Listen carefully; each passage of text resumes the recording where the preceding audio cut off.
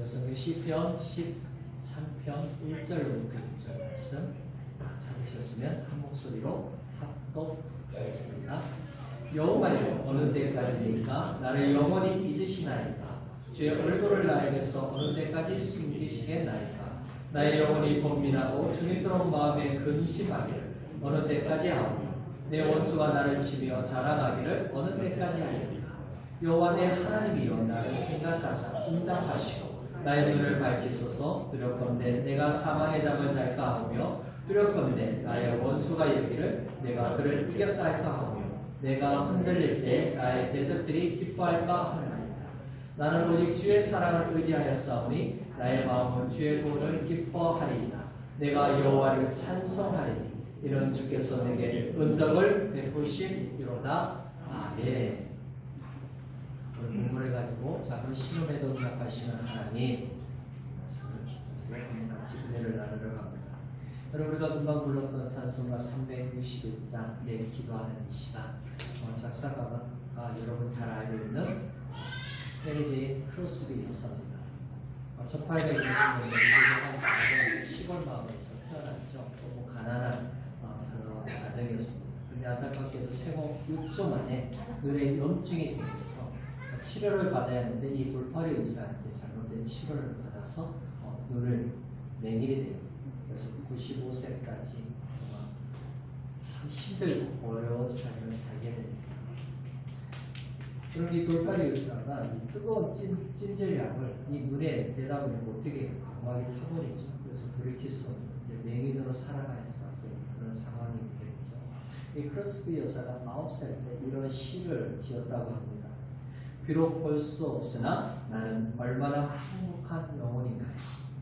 만족하며 살기로 결정했어요. 나는 남들이 누리지 못하는 수많은 복을 누리고 있어요. 눈이 멀어서 눈물을 흘릴 수도 한숨을 쉴 수도 없고 그러고 싶지도 않아요. 뭐 우리 나이로 하면 이제 초등학교 한 3학년 그 정도 나이가 되잖아요. 그럼 그때 정말 어떻게 이런 시를 지을 수 있을까? 힘들고 어려운 시간, 정말 이 고통의 시간 절망하지 않고 좌절하지 않고 그대로 받아들이면서 또 하나님을 위해서 찬송하는 그런 여러 가지 찬송시를 지은 여인입니다. 여러분, 우리 평소에 얼마나 많은 영화라고 정말 놀라운 찬송시를 지었는지 8,000편 이상 이 찬송시를 지었다고 해요. 또 미국 사람들이 자신들이 뽑은 대통령보다 더 존경하는 사람 하면 이 크로스비 여사라고 말할 정도로, 여러분, 우리 믿음의 백성들, 한국 교인들도 이 찬송가에서 가장 은혜는 찬송이 뭡니까? 가장 많이 부른 찬송이 뭡니까? 하면 이 크로스비 여사가 지었던 이 찬송가를 꼭 보실 수 있습니다.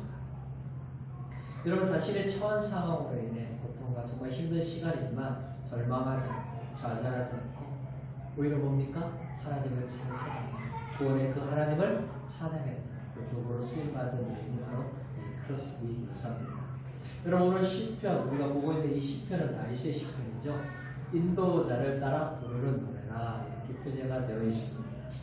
여러분, 하나님의 마음에 합한 자로 살아갔던 이 다윗, 그럼 어떻게 그런 삶을 살 수 있었을까요? 여러분, 다윗은 이세의 8번째 아들입니다. 그 말은 뭐냐면 부모의 관심의 대상이 아니었다는 거예요. 새로운 왕을 선출하기 위해서 사무엘이 어떻게 해요? 베들레헴에 제사 지낸다는 명목하에 오죠. 그럼 처음에는 그 현장에 없었습니다. 다윗은 어디에 있었어요? 들녘에서 양을 치고 있었어요. 그처럼 뭐예요? 부모의 관심이 별로 뭐예요? 기울어지지 않은 그런 아들이었던 거예요. 여러분, 30살의 왕이 되기까지 그의 인생은 한마디로 말하면 뭡니까? 도망자의 신세입니다. 사망의 적도로 둘러싸여서 언제 죽을지도 모르는 그 상황 속에서는 계속해서 도망가는 피해야 할 그런 인생을 살았다는 거죠. 여러분, 자신이 도와줬던 사람들이 배신할 수 있어서 또 피해가고, 심지어는 부하들이 뭐예요? 가족들이 포로로 잡혀가자 죽이려고 했던 그 위험한 상황까지 몰랐다는 거예요. 여러분, 왕이 되기까지 얼마나 한 곳에서 정착하지 못하고 이곳저곳 피하면서 자기의 목숨을 건졌던 그런 인생이 다윗이었습니다. 여러분, 왕의 사이가 된, 우리로 말하면 부모하잖아요. 그 정도 되면 뭡니까? 떵떵거리는 권세를 누리고 편안하게 살아야 하는 인생이 이 장애인의 사업왕이 뭡니까? 시기하고 질투하죠. 얼마나 그것이 커지는지 어느 때는 뭡니까? 창을 던져서 자신을 죽이고까지 했던 그런 상황까지 있었습니다. 이제는 자신의 사랑하는 나라에서 살지 못해서 타국에 가서 살아야 하는 그런 삶을 살아가죠. 여러분 적들이 볼 때는 다윗은 누구예요? 제거 대상 1호라는 거예요. 근데 다윗이 남미처럼 받아들이라니까 여러분 짱수 들고 환영했겠어요? 아니죠. 그래서 그 위기를 외면하기 위해서 어떤 때는 미친 체 안에서 그 위기를 벗어나 아기스의 그 지배하에서 공적을 쌓아서 시글하게 살았던 그런 삶을 살았습니다. 여러분 한마디로 말하면 그의 삶은 뭡니까? 연단의 시간, 절망과 고통과 수많은 시련 속에서 다윗은 어떻게 하나님의 마음에 합한 자로 살아갈 수 있었습니까? 여러분 그가 노력해서 그가 열심히 하나님의 마음에 들기 위해서 그렇게 살았나요? 그게 아니죠. 하나님께서 그의 삶을 만지셔서 하나님의 마음에 합한 자로 그의 삶을 이끌어 가시고, 여러분 오늘 시편은 바로 그거예요. 고통과 절망의 상황을 그렸어. 이제 좀 끝났으면 좋겠다. 좀 하나님 제발 좀 이 상황에서 나 좀 건져 주십시오. 이 고통과 슬픔에서 나를 좀 해방시켜 주십시오. 근데 아무나 하나님의 응답이 없는 그 상황. 어떻게 다윗은 그 상황을 벗어날 수 있는가? 우리에게 가르쳐 주고 있는 것입니다. 여러분 사람마다 다 힘든 게 있어요. 여러분 우리 집만 힘들고 어려운 게 아니라 옆집도 보면 그들 나름대로 다 고통과 아픔을 가지고 있습니다. 우리가 겉으로 보기에는 다 행복해 보이고 잘 사는 것 같지만 그들만이 가지고 있는 그런 고통과 괴로움이 다 가지고 있다는 거죠. 여러분 그런 상황 속에서 우리가 어떻게 반응하냐니까 오늘 본문이 우리에게 가르쳐 주는 겁니다. 사실 여러분 오늘 본문은 하나님을 잘 믿는 사람에게도 역경, 괴로움, 낙심하는 순간이 오느냐 이거에 대한 답을 주고 있습니다. 네, 있습니다. 그 기간이 얼마나 오래됐는지 정말 마치 불신자처럼 반응할 수도 있다는 거예요. 너무나 힘들고 괴로우니까 언제까지 하나님 나의 이 고통과 괴로움을 외면하시고 잊으시고 나를 좀 건져주시지 않습니까? 이렇게 반응할 수 있으면 오늘 시편이 우리에게 가르쳐주고 있습니다. 도대체 그 상황 속에서 어떻게 이길 수 있고 또 정말 기도의 자리 하나님을 찬송하며 영광을 돌릴 수 있는 자리로 나아갈 수 있는지 오늘 다윗이 우리에게 알려주고 있다는 것이죠. 그럼 첫 번째 작은 신음에도 응답하시는 하나님은 어떤 하나님입니까? 고난의 시간을 통해 성도를 다루시고, 여러분 인생의 고난을 통해서 무엇을 가르쳐주고 있는지 우리 1절 2절 다시 한번 읽겠습니다. 1절과 2절입니다.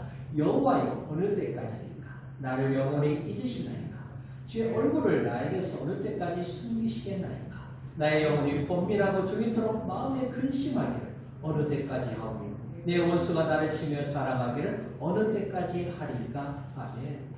여러분 시편 13편은 전형적인 탄식시. 여러분 탄식시는 이 구조가 있거든요.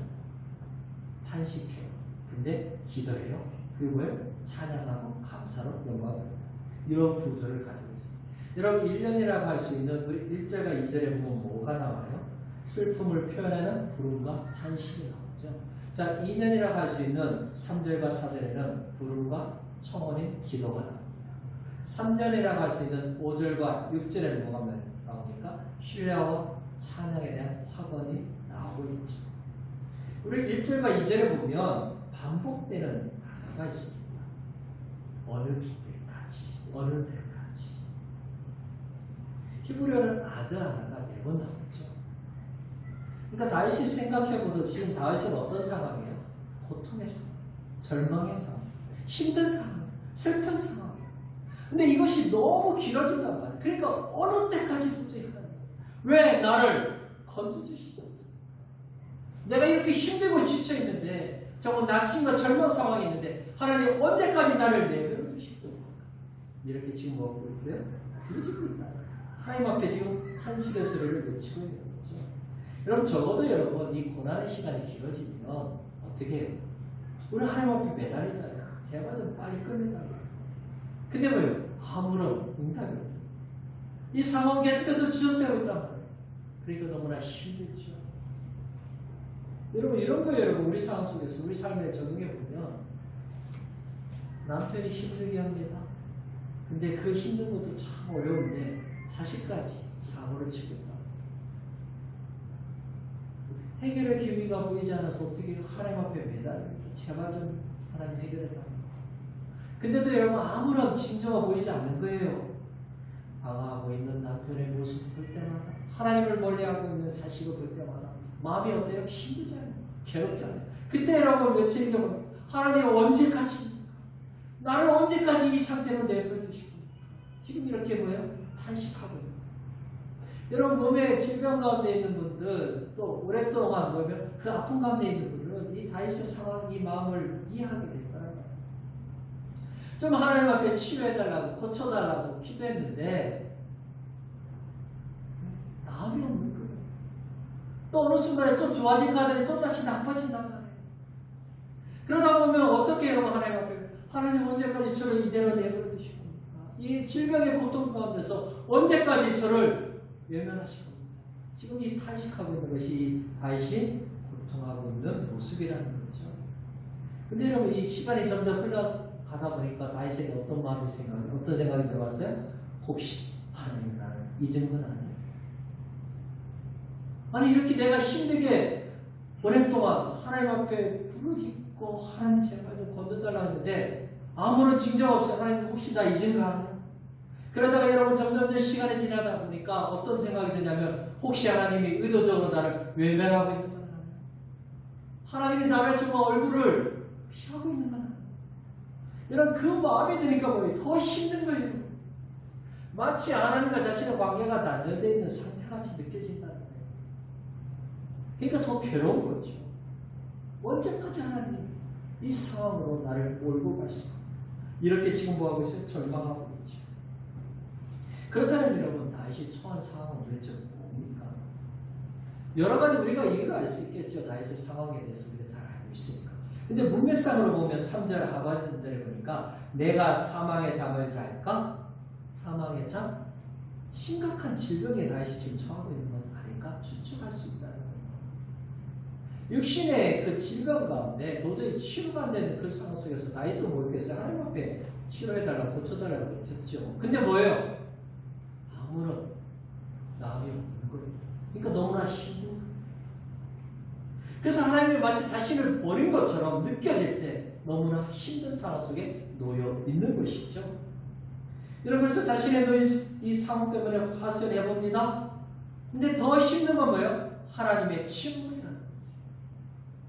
하나님은 어떤 반응이 없는 거예요.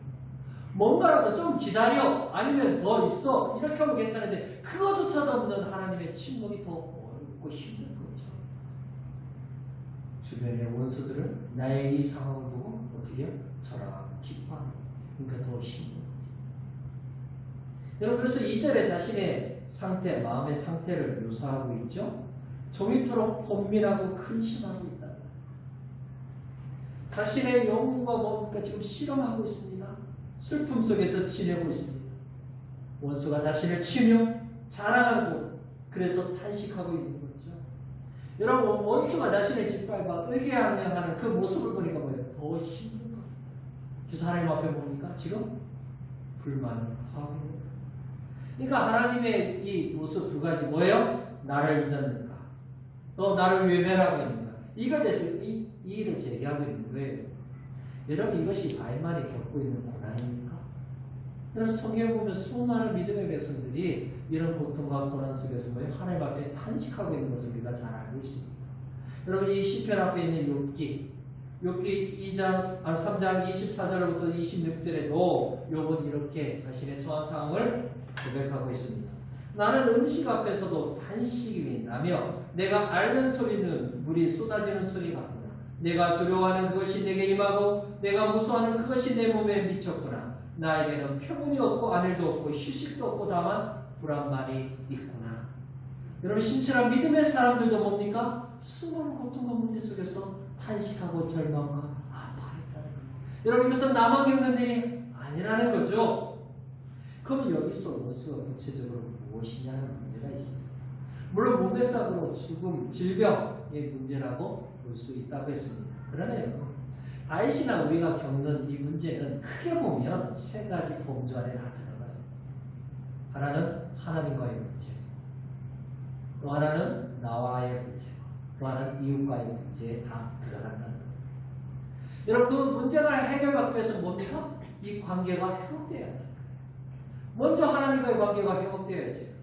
여러분 하나님과의 관계를 맺는다는 것은 인간에서 가장 중요한 겁니다. 여러분 하나님과 관계가 연결되어야 뭡니까? 내가 어떤 존재고 삶의 목적이 무엇인가를 알 수 있다는 거예요. 내가 이 땅에 어떤 삶을 사는지 하나님이 나에게 말씀하십니다.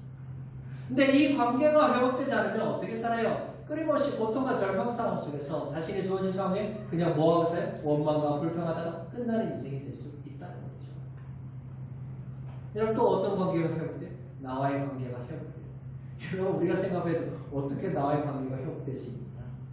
여러분 우리 자신은 나를 제대로 볼 수 없습니다. 여러분 얼굴에 뭐가 묻었는지 여러분 볼 수 있어요? 거울을 보지 않고서는 내 자신을 볼 수 없다. 하물며 내 안에 있는 것을 어떻게 여러분 볼 수 있어요? 우리는 내 안에 있는 무엇이 있는가를 왜요? 말씀을 통해서 분명히 보고 인정해야 한다는 거예요. 내 안에 뭐가 있어요? 연약함이 있어요. 절망감이 있다. 패배감이 있다는 거예요. 또 죄성이 있다. 내 안에 얼마나 끊임없는 이 감정이 이 기복과 흔들림이 있는 것을 여러분 우리가 그대로 인정할 때로요. 내가 회복해야 합니다. 여러분 그 다음에 우리가 어떤 관계를 회복해야 합니까? 이웃과의 관계를 회복해야 합니다. 여러분 인간은 혼자 살 수 없는 존재입니다. 사회적인 관계를 맺으면서 끊임없이 다른 사람과 관계를 맺어야 합니다. 근데 늘 좋을 때만 있는 게 아니라 심지어 이웃이 원수가 될 때가 많다는 거죠. 여러분 원수가 되었으니까 이웃과 원수가 되었으니까 뭐에 대해 싸워야 돼요? 내가 나서서 막 대적해야 돼요? 아니라는 거예요. 그때는 어떻게 그 관계를 회복할 수 있습니까? 원수를 갚는 것은 하나님이 하십니다. 우리는 잠잠히 하나님 앞에 맡기는 거예요. 여러분 그때 뭡니까? 이웃과의 맡긴 관계가 회복된다. 사랑하는 여러분, 지금 여러분은 어느 자리에 있습니까? 단식의 자리, 슬픔의 자리, 절망의 자리. 힘들고 어려워서 하나님 앞에 기도하고 하나님 제발 좀 나는 건져달라고 했는데 아무런 하나님의 응답이 없어서 정말 더 힘들고 낙심된 그 자리에 있습니까? 하나님이 없는 것처럼 느껴지는 현실 때문에 정말 힘듭니다. 그러나 기억하십시오. 하나님은 한 번도 여러분을 떠난 적이 없다는 걸 잊지 마시기 바랍니다. 여러분 하나님이 없는 것처럼 느끼는 건 뭡니까? 나의 감정, 내 안에 드는 생각들 때문에 마치 하나님이 없는 것처럼 나만 혼자인 것처럼 느끼는 이 생각들. 여러분 이 생각들 때문에 뭐예요? 하나님이 나를 외면하고 나를 잊고 버린 것처럼 느끼게 된다는 거죠. 그렇다면 여러분 고난의 시간을 통해서 하나님은 우리에게 뭐를 요구하시나요? 나를 겸손히 낮추시고 온전히 하나님만을 바라보는 의지하는 사람으로 만드는 시간이라. 지금 고통의 시간을 보내고 있습니까? 작은 신음에도 응답하시는 하나님, 나를 낮추시고 나를 다루시는 시간. 여러분 겸손해지십시오. 낮아지십시오. 그러면 그 고난의 시간에서 일어날 것입니다. 그런 은혜가 있기를 주님의 이름으로 축복합니다. 두 번째, 작은 신음에도 응답하시는 하나님은 기도의 소중함을 깨닫게 하십니다. 여러분 탄식의 자리에서 일어난 사람이 하는 게 있습니다. 그것이 3절 4절인데요. 우리 다시 한번 읽겠습니다. 3절 4절입니다. 여호와 내 하나님이여 나를 생각하사 응답하시고 나의 눈을 밝게 하소서. 두렵건대 내가 사망의 잠을 잘까 하며 두렵건대 나의 원수가 이르기를 내가 그를 이겼다 할까 하며 내가 흔들릴 때 나의 대적들이 기뻐할까 하나이다. 아멘. 여러분 남자들이 잘 모르겠어요. 이 아내의 여자가 얼마나 강하고 위대한가. 여러분 아이들이 아플 때, 또 잠을 못 이룰 때, 또 배고파서 끙끙거릴 때 여러분 누가 주로 일어나요? 이 아빠들은 잘 일어나지 못합니다. 엄마가 일어나죠. 제 아내가 저보고 그러더라고요. 아이들이 정말 머리고 물 때는 일어나지 못하는 사람이 머리가 웽 하면 그 소리에 깨어나요. 그러더라고요. 여러분 자식이 고통과 혹 질병 가운데 아파하는데 여러분 외면할 만한 부모가 누가 있습니까? 하나님이요. 당신의 사랑하는 동생자 예수 그리스도의 보배를 피워산 우리가 힘들고 고통 가운데 있을 때 하나님이 외면하십니까? 절대로 하나님은 그렇지 않으시다는 거예요. 여러분 그래서 그 고난과 연단은 우리의 믿음을 시험하시는 달아보시는 시간입니다. 내가 가지고 있는 믿음이 진짜인가 가짜를 하나님이 뭡니까? 테스트하신다. 나의 믿음이 진짜라면 여러분 고난과 절망 가운데 있는 사람은 그 자리에서 주저앉아 있는 것이 아니라 뭐예요? 기도의 자리로 나아간다는 거예요. 나이도 마찬가지잖아요 여러분. 처음에는 원망했죠, 탄식했죠, 절망했죠. 그러나 뭡니까? 일어나 기도의 자리로 나아간다는 거예요. 언제까지입니까? 그렇게 부르짖던 자들이 뭐 한다고요? 기도의 자리로 나와 하나님 앞에 기도한다는 거죠. 여러분 그것이 바로 뭐예요? 하나님이 주신 믿음을 가진 사람의 모습이다. 그러나 여러분 그 믿음이 없는 사람은 뭐예요? 불평과 원망으로 끝나는 것이 아니라 더 나아가 하나님을 대적하는 자리로 나아가게 된다는 것이죠. 그렇다면 여러분 지금 우리는 어느 자리에 있습니까? 어떤 모습인가 우리 자신을 봐야 한다는 거죠. 다윗은 깊은 절망과 탄식의 자리에서 머물지 않고 이제는 일어나 하나님 앞에 기도의 자리로 나아갔습니다. 마치 자신의 이전과 같이 외면을 같이 생각했던 그 하나님만이 나의 이 모든 문제를 해결하는 해결자이심을 알고 하나님 앞에 나아가고 있는 것입니다. 여러분 분명히 말씀드립니다. 다윗이 위대하기 때문에 다윗은 우리가 다른 사람이기 때문에 그렇게 할 수 있나요? 아니죠. 하나님 주시는 대로 그의 심령을 만드신 겁니다. 하나님의 그 놀라운 손길이 그의 마음을 만져주셔서 그를 깨워서 기도 자리로 나아가시도록 이끌어 가신 것이죠. 사실 우리가 이런 상황이라면 기도의 자리에 나가고 싶지 않아요. 왜냐하면 우리 안에 수많은 생각들이 우리를 뭡니까? 더 불평과 원망과 절망의 자리로 몰고 간다. 여러분 단호하게 우리 안에 있는 수많은 잡다한 생각들 다 끊어버려야 하는 거예요. 우리의 의지를 발휘해서 힘들지만 어렵지만 기도의 자리로 나아가는 우리의 모습이 되어야 한다는 거죠. 물론 여러분 기도의 자리에 나아가서 그냥 기도가 열리고 하나님의 놀라운 은혜가 임하는 건 아니라는 거예요. 몸부림이 있어야죠. 수많은 기도 사실 되지 않아요. 그때는 뭐예요? 아버지 살려주십시오. 이 작은 한마디 이 쓰영 소리만 하더라도 하나님 나를 도와달라는 이 짧은 호소만 하시면 하나님 들으신다는 거죠.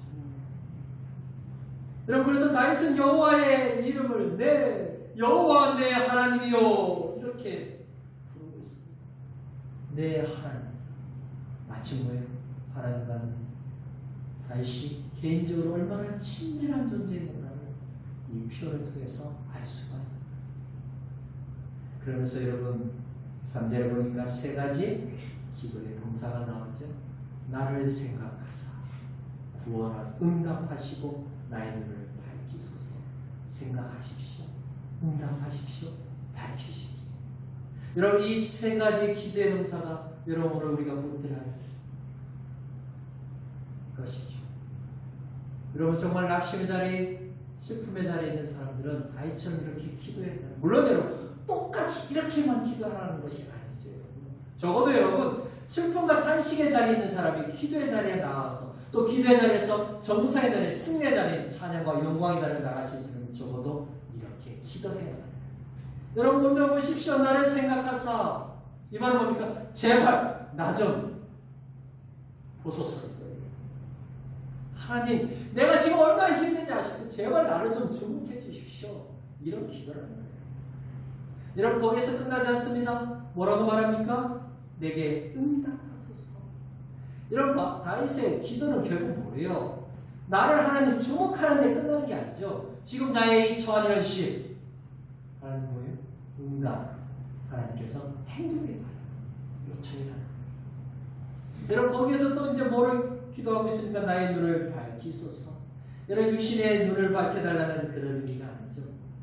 절망의 자리, 낙심의 자리에서 새로운 생명력을 주고 자신의 이 질병의 고통 속에서 뭡니까? 회복시켜달라고 하나님 앞에 부르짖고 하나님 새로운 삶을 살 수 있도록 나를 새로운 힘을 달라고 건져달라고 하나님 앞에 기도합니다.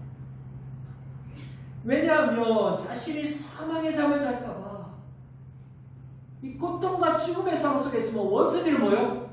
기뻐한다는 거예요. 그래서 원수들이 뭐라고 말할 겁니까? 에이, 하나님 잘 믿어도 소용없네. 이 소리를 들을까봐 지금 다시 뭡니까? 하나님 앞에 기도하고 있는 거예요. 바울사도도 질병 가운데 있을 때 하나님 앞에 얼마나 간절히 기도했습니까? 고린도후서 12장 7절부터 10절에 이렇게 말하고 있습니다.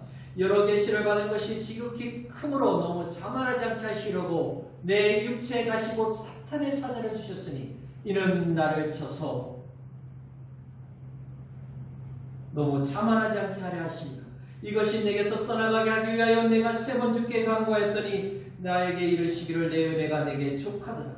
이는 내 능력이 약한 데서 온전하여 지비라 하신지라. 그러므로 도리어 크게 기뻐함으로 나의 여러 약한 것들에 대하여 자랑하리니 이는 그리스도의 능력이 내게 머물게 하려 하니라. 그러므로 내가 그리스도를 위하여 약한 것들과 능력과 궁핍과 박해와 곤고를 기뻐하노니 이는 내가 약한 그때에 강함이라. 아멘.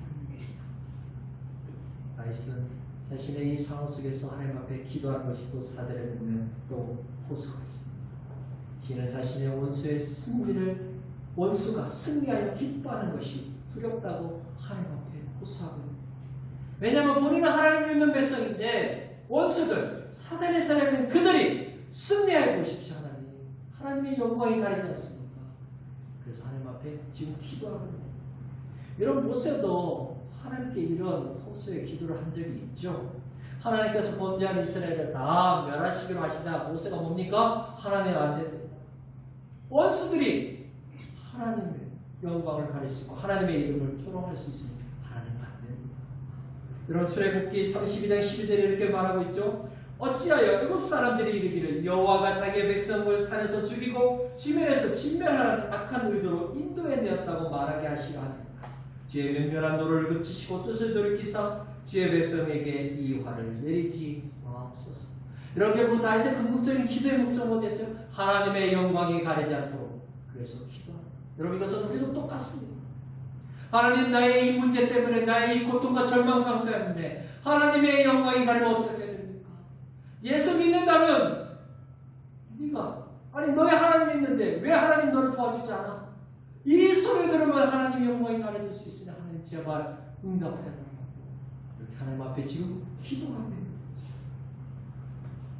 그렇게 살면 평소에 주의 말씀을 순종하고 하나님의 영광을 가리는 것들과 싸워야 하는 것이죠. 사랑하는 여러분, 성도의 고난은 패망과 절망이 아니에요. 멸절이 아니라는 거예요. 하나님의 승리와 구원을 체험하는 과정이라는 거죠. 이런 환난과 인내는 를 통해 구원에 이르시는 소망이 무엇인가를 우리에게 가르쳐주는 겁니다. 작은 시험에도 응답하시는 하나님, 고통과 절망의 자리를 통해서 기도가 얼마나 귀하고 소중한가를 우리에게 깨닫게 하시는 훈련의 시간인 거죠. 지금 상황이 힘들고 어렵습니까? 절망과 낙심의 자리에 주저앉아 있습니다. 나와 함께 하시는 하나님의 영광을 위해서 기도의 자리로 일어나십시오. 여러분 그때 여러분은 뭡니까? 낙심과 슬픔과 절망과 탄식의 자리에서 일어나는 은혜가 있을 줄 믿습니다.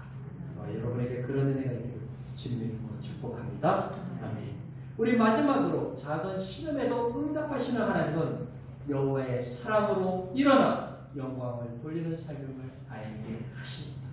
여러분 기도의 자리까지 나아갔다면 이제는 영광의 자리로, 찬양의 자리로 정상으로 나아가야 합니다. 그것이 5절과 6절인데요. 우리 다시 한번 읽겠습니다. 5절과 6절입니다. 나는 오직 주의 사랑을 의지하였사오니 나의 마음은 주의 구원을 기뻐하리이다. 내가 여호와를 찬송하리니 이는 주께서 내게 은덕을 베푸심이로다. 아멘. 다윗은 매우 큰 고난과 절망 가운데서 포기하지 않았어요. 하나님, 나와 함께 하시고 나의 구원의 하나님 그 하나님을 붙들어난 것이죠. 여러분 그것이 5절 3번절에 나와요. 오직 주의 사랑을 의지하였사오니 하나님의 사랑 헤세드 인자하시고 언약적인 사랑을 붙들고 다시 뭡니까? 일어설 수 있고 기도할 수 있고 하나님을 찬송하고 영광 돌릴 수 있는 자리로 나아갈 수 있다는 것입니다. 여러분 지금 고통과 절망이 하나님과 맺은 사랑은 절대로 끊을 수 없음을 그는 깨달은 거예요. 그래서 뭡니까? 그 사랑을 의지해서 다시 뭡니까? 일어설 수 있고 하나님 앞에 나와 기도할 수 있고 하나님을 찬양할 수 있고 하나님 앞에 영광 돌릴 수 있음을 선포하고 있는 것이죠. 비록 상황이 절망적일지라도 진실하신 그 하나님을 나는 의지하고 찬양하고 바라보겠다고 선언하고 있는 것입니다. 여러분 그래서 사실 5절의 시작은 우리 성경은 나누어 되어 있지만 그러나 나는이에요. 그러나가 빠져 있어요. 그 말은 뭐냐면 다윗은 자신의 상황이 어떠할지라도 본인의 확고한 하나님을 향한 그 마음이 확고함을 우리에게 말하고 있는 것입니다. 상황에 얽매이지 않고 자신은 하나님을 바라보며 그 영광의 자리, 찬송의 자리로 나아갈 것임을 우리에게 선포하고 있는 것이죠. 여러분 그 말은 뭐예요? 하나님의 사랑을 신뢰하는 본인 또한 하나님을 진심으로 사랑하는 자임을 우리에게 가르쳐주고 있습니다. 그래서 여러분 사랑은 우리 마음에 있는 감정만이 아니에요. 사랑은 역사를 만드는 원동력이고 통로고 힘이 되는 거예요. 그 사랑으로 말미암아 하나님은 독생자 예수 그리스도를 우리에게 주셨고 십자가의 죽으심으로 우리를 구원하여 주시고 여러분 우리가 택함을 받고 구원을 받는 하나님의 자녀가 되는 배경이 뭐겠어요? 하나님의 사랑이라는 거예요. 그러면서 다윗은 또 뭐라고 고백합니까? 나의 마음은 주의 구원을 기뻐하였다. 여러분 아직 주의 구원이 임한 게 아니에요. 여러분 여전히 상황 어려워요. 낙심의 상황이네. 절망의 상황이에요. 질병의 고통 가운데 있는 상황이라는 거예요. 근데 뭐를 확신하고 있어요? 뭐 어떤 소망을 가지고 있어요? 하나님이 나를 구원하셔서 나는 하나님을 찬양할 것이다. 그 소망을 확신하거든요. 여러분 하나님의 구원을 기뻐한다고 말하고 있습니다. 다윗이 기도해서 슬픔과 절망에서 해방되게 아니라는 거예요. 질병으로부터 여러분 나음을 입은 게 아니라는 거예요. 여러분 그러면 여러분 도대체 상황이 바뀌지 않는데 어떻게 기뻐할 수 있느냐? 그의 마음과 태도, 자세가 달라진 거죠. 예전에는 뭐예요? 불평과 원망했던 사람이었다면 이제 뭡니까? 감사와 기뻐할 수 있는 사람으로 바뀌어버립니다. 예, 그렇죠. 나와 언약을 맺으신 그 하나님의 놀라운 사랑, 처음부터 지금까지 함께 하신 그 사랑을 알기 때문에 그는 지금 뭐하고 있습니까? 불평과 원망의 자리에서 일어나 하나님께 기도하고 찬양과 영광 돌릴 수 있는 그 자리로 나아갈 수 있음을 우리에게 밝히고 있는 것입니다. 여러분 예레미야가 3장 19절부터 23절 이렇게 고백하고 있습니다. 내 고초와 재난 곧 습과 담점을 기억하소서. 내 마음이 그것을 기억하고 내가 낙심이 되오나 이것을 내가 내 마음에 담아두었더니 그것이 오히려 나의 소망이 되었사오니 여호와의 인자와 긍휼이 무궁하심으로 우리가 진멸되지 아니함이니이다. 이것들이 아침마다 새로우니 주의 성실하심이 크시도소이다. 아멘. 여러분 문제가 해결되지 않는 상황 속에서도 시는 뭐라고 말합니까? 하나님의 응답과 구원을 경험하고 있다고 우리에게 알려주고 있는 거예요. 그래서 하나님을 부르며 하나님을 찬양하며 하나님 앞에 영광 돌리는 삶을 살 수 있음을 우리에게 가르쳐주고 있습니다. 여러분 완전히 절망적인 상황이 끝나지 않았습니다. 그럼에도 불구하고 뭡니까? 하나님의 베푸신 구원을 기뻐하고 감사하며 찬양하고 있습니다. 우리는 그럴 수 있는 것이죠. 그래서 다윗은 이렇게 고백하고 마치고 있죠. 주께서 내게 은덕을 베푸시이로다. 은덕을 베푸시 하나님을 찬송하며 그것을 서약으로 이 시편을 마치고 있습니다. 이는 그가 들으시고 응답하시고 여호와 하나님을 신뢰하고 있다는 증언으로 마치고 있습니다. 사랑하는 여러분, 슬픔과 탄식의 자리에 주저앉지 마십시오. 그 자리에서 일어나 기도의 자리로 나아가십시오. 기도하는 것으로 끝나는 것이 아니라 더 나아가 정성의 자리에 하나님을 찬양하고 하나님 앞에 영광 돌리는 삶으로 나아가시기 바랍니다. 여러분 어둠의 시간은 반드시 끝이 있습니다. 그것은 여러분 우리의 삶 가운데 계속해서 지속되지 않는다는 거예요. 그 이유가 무엇입니까? 내 안에 계신 예수 그리스도 빛 대신 그리스도로 말미암아 그 모든 상황은 반드시 끝날 것이라는 거죠. 우리가 포기하지 않고 주님을 바라보며 나가 하나님께서 반드시 우리를 일으켜 세워 주실 것입니다. 여러분 그 고난의 시간을 통해서 작은 시험에도 응답하시는 하나님은 무엇을 알기를 원하십니까? 하나님의 그 영원한 사랑, 그 인자심이 언약적인 사랑이 얼마나 소중한 것을 깨닫고 일어나. 그래서 하나님 앞에 찬양하고 영광에 돌리는 삶으로 우리를 이끌어 가심을 알기를 원하십니다. 그래서 우리는 힘들고 어렵지만 하나님을 찬양합니다. 고통의 순간에, 절망의 순간에도 뭡니까? 여호와 하나님을 찬송하는 겁니다. 우리에게 승리를 주실 주님을 기뻐하며 그 사람으로 인하여 찬양과 영광을 돌리기로 작정하고 돌아가는 저와 여러분이 되시길 주님의 이름으로 축복합니다. 아멘. 말씀을 뵙겠습니다. 하나님의 백성은 이 땅에서 살면서 늘 좋은 일, 행복한 일, 기쁜 일만 있는 것이 아니에요. 우리에게도 절망, 고통, 괴로움, 눈물의 그 상황들이 있다는 거죠. 여러분 그때 우리가 어떻게 반응할 수 있어요? 원망할 수 있습니다. 절망할 수 있습니다. 하나님 왜 어느 때까지 이렇게 하실 겁니까? 하나님 앞에 불평을 호소할 수 있어요. 정말 남들이 하지 못하는 이 시름 가운데 눈물을 흘리며 살 수 있습니다.